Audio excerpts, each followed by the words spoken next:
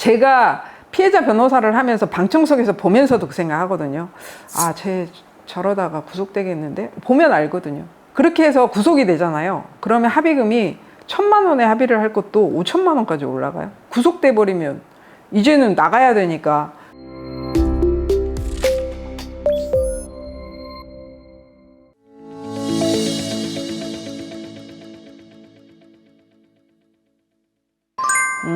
성폭력 사건에서의 제일 문제는 뭐냐면 성폭력 사건은 사실 부인을 해도 전 합의를 권해요. 사건이 맨 처음 발생했을 때. 근데 그것도 사건마다 사실 좀 다르긴 해요. 근데 제가 봤을 때 이 사건은 합의를 하는 게 좋겠다라는 판단이 서면 아니라고 부인을 하면서도 일단 합의는 하거든요. 그 이유는 뭐냐면 보면 알아요. 이 사건이 어디까지 가겠다.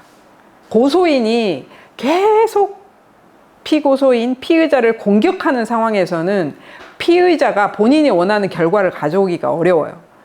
왜냐하면 당사자의 진술밖에 없잖아요. 양 당사자의 진술. 증거가 명확한 경우에는 말할 것도 없는데 사실은 애매한 수준이 있어요. 이쪽으로 갈지 이쪽으로 갈지 애매한 수준의 사건에는 사실 피해자를 진정시키는 게 제일 중요해요. 차라리 변호사를 선임하는 것보다 그게 더 중요할 수도 있어요. 그래서 그렇게 해서 피해자와의 관계를 먼저 덮어놓으면 내가 원하는 대로 갈 수 있어요. 이 사건이 기소유예로 갈 수도 있고 정말 무죄를 다투면 무죄로 갈 수도 있고 무혐의 처분을 받을 수도 있어요. 근데 피해자가 계속 화가 나서 민원을 제기하고 진정서를 내고 수사기관에 계속 전화통화를 하고 그 사건에 대해서 계속 주시를 하고 있으면 원하는 대로 가기 어려워요. 그래서 일단 제가 보기에는 이게 좀 애매하다 싶으면 일단 합의. 그리고 합의 부분은 어차피 성폭 사건은 변호사가 개입할 수밖에 없어요. 피해자하고 연락을 하든 아니면 수사기관을 통해서 하든 아니면 피해자 국선 변호사를 통해서 하든 피해자 변호사를 통해서 하든 변호사가 변호사를 통해서 아니면 그쪽 측을 통해서 합의를 하는데 사실 그때 합의가 제일 싸. 나중에 이 사건이 점점 살아가고 피해자가 이 사건 때문에 신경 쓴 기간이 길어지잖아요. 그럼 합의금은 올라가요. 혹시 이러다가 나중에 기소라도 되잖아요. 그럼 합의금 확 올라가요. 그러니까 이 전체에 대한 컨트롤은 사실은 변호사가 할 수밖에 없어요. 그러니까 변호사님이 해주시냐고 물어보는 게 아니고 그걸 할 사람이 변호사인 거예요. 합의를 해오세요. 이게 아니고 어느 시점에 합의를 해야 되고 어느 정도 가격에 합의를 해야 되고 누구하고 합의를 해야 되는지를 변호사가 할 수밖에 없어요. 이게 당사자한테 맡겨두면 이게 사건이 해결이 안 돼요. 제대로. 그러니까 그 역할도 되게 중요해요. 뭐 사기 사건도 마찬가지고. 근데 사건을 딱 봤는데 이거는 피해자가 무리야. 이 고소는 무리야. 라고 생각이 들면 그때는 이제 이 사건 해결에 집중을 하죠. 거기에 대한 판단 능력도 되게 중요해요. 사건을 처음 보고 이 사건이 피해자하고 합의를 해야 될 사건인지 아니면 그냥 달려가야 될 사건인지에 대한 판단이 굉장히 신중한데 사실 문제는 형사사건은 책으로 배울 수가 없어요. 해봐야지 알아요. 그래서 경험치가 되게 중요해요. 이 사람이 어떤 사람이다. 그러니까 좀 무난한 사람이 있어요. 사건을 크게 안 만들려고 하는 사람.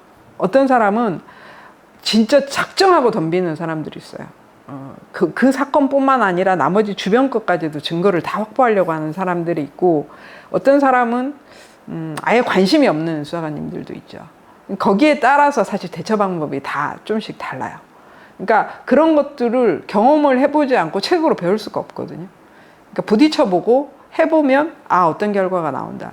재판도 마찬가지예요. 사실 변호사의 역할 중에서 또 중요한 역할이 뭐냐면 판사님이 어떤 사람인지를 파악하는 것과 판사님이 무슨 말을 하는지에 대한 의미를 파악하는 게 되게 중요해요. 판사님은, 재판장님은 명확하게 말을 안 하시는 분들이 대부분이에요. 뭔 얘기를 하시는데 그게 무슨 의도인지를 사실 일반인들은 잘 몰라요. 근데 들으면 알아. 판사님이 이 사건에 대해서 어떤 입장을 갖고 있는지가 느껴져요. 그러니까 그런 것들을 사실 정확하게 캐치하는 것 또한 되게 중요해. 그러니까 이거 내가 일로 가지 않으면 구속될 것 같은데 그런 느낌들을 사실 받아요. 그러면 내가 뭘 해야 될지가 나오죠. 아, 저 판사님이 합의를 원하는구나. 그럼 합의를 해야 되잖아요. 그럼 판사님이 합의를 하세요. 이렇게 얘기를 하느냐. 그렇지 않아. 아, 공탁을 하면 안 되겠구나. 아, 이거는 합의를 반드시 해야 되는 사건이구나. 그거는 또 다음 재판기를 어떻게 잡으시느냐에 따라서도 느낄 수 있어요.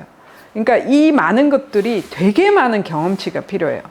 진짜 죽기 살기로 재판하는 경험치들이 많이 쌓여 있으면 쌓여 있을수록 훨씬 더 좋은 결과를 만들어낼 수 있어요.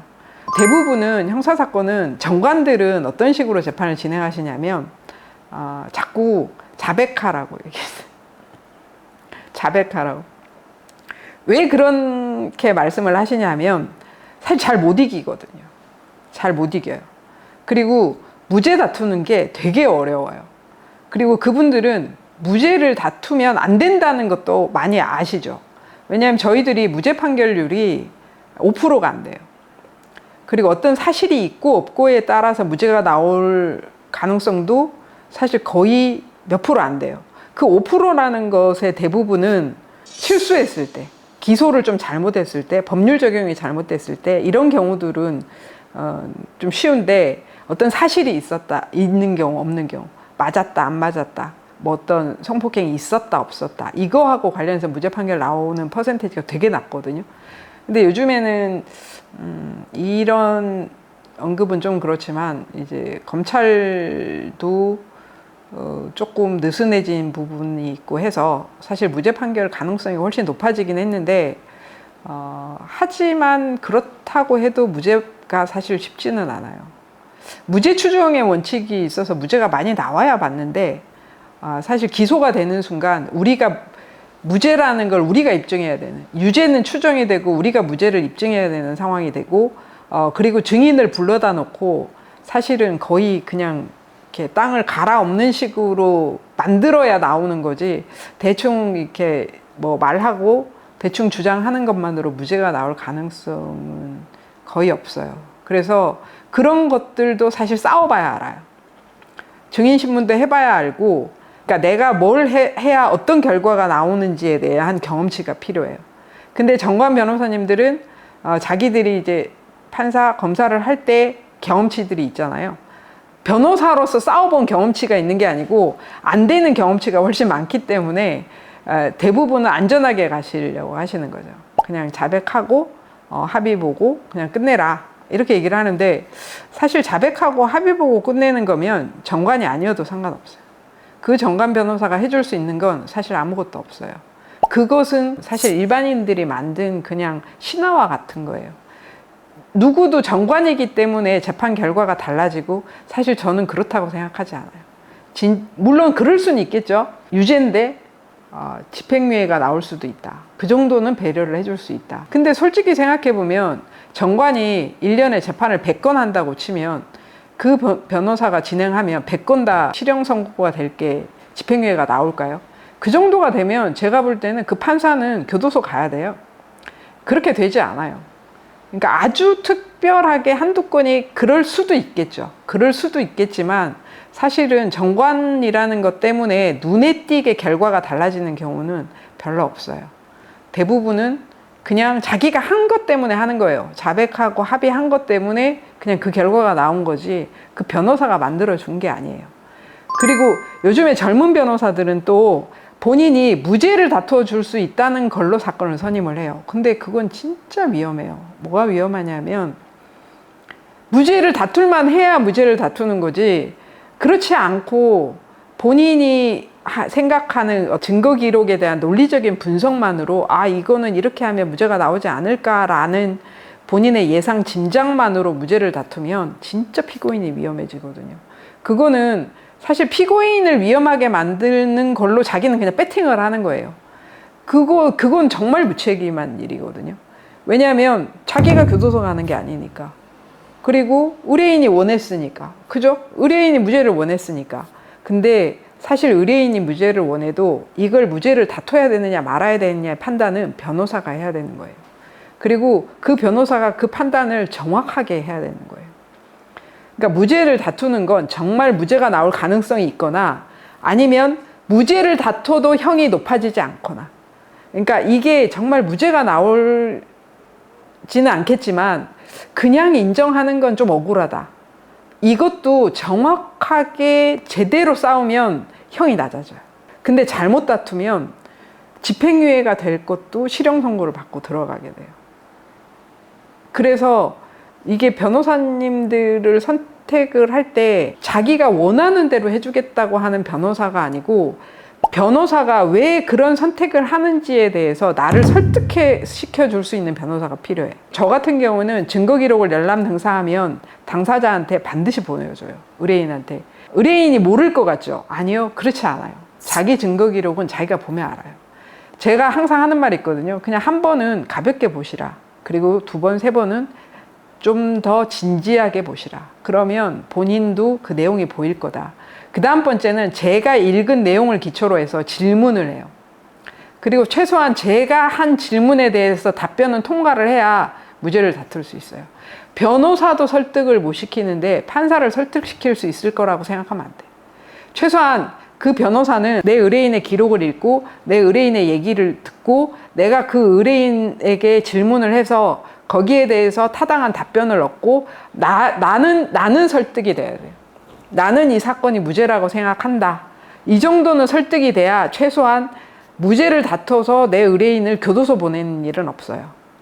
근데 그게 아니라 아닌 것 같은데 얘가 죄가 있는 것 같은데 라고 생각하면서 의뢰인이 원하니까, 왜냐하면 무죄를 다퉈주는 사람을 찾으니까, 내가 무죄를 다퉈주지 않는다고 하면 그 의뢰인은 갈 거니까 다른 사무실로. 그래서 그 사람을 잡고 무죄를 다퉈주겠다고 사건을 선임하는 변호사를 선택하면 안 돼요. 그건 정말로 위험한 일이에요. 그래서 그렇게 해서 정말 구속되는 피고인들이 많아요. 진짜 거짓말이 아니고 많아요. 제가 피해자 변호사를 하면서 방청석에서 보면서도 그 생각하거든요. 쟤 저러다가 구속되겠는데? 보면 알거든요. 그렇게 해서 구속이 되잖아요. 그러면 합의금이 1,000만 원에 합의를 할 것도 5천만 원까지 올라가요. 구속돼 버리면 이제는 나가야 되니까. 그리고 여러분들이 아시는지 모르겠지만 성폭력 사건은 단 하루도 가석방이 없어요. 3년을 받으면 정말 3년 하루도 안 빼고 3년을 다 채워야 나와요. 그렇기 때문에 성폭력 사건의 경우에는 진짜로 훨씬 더 신중해야 돼요. 변호사 선임에 있어서.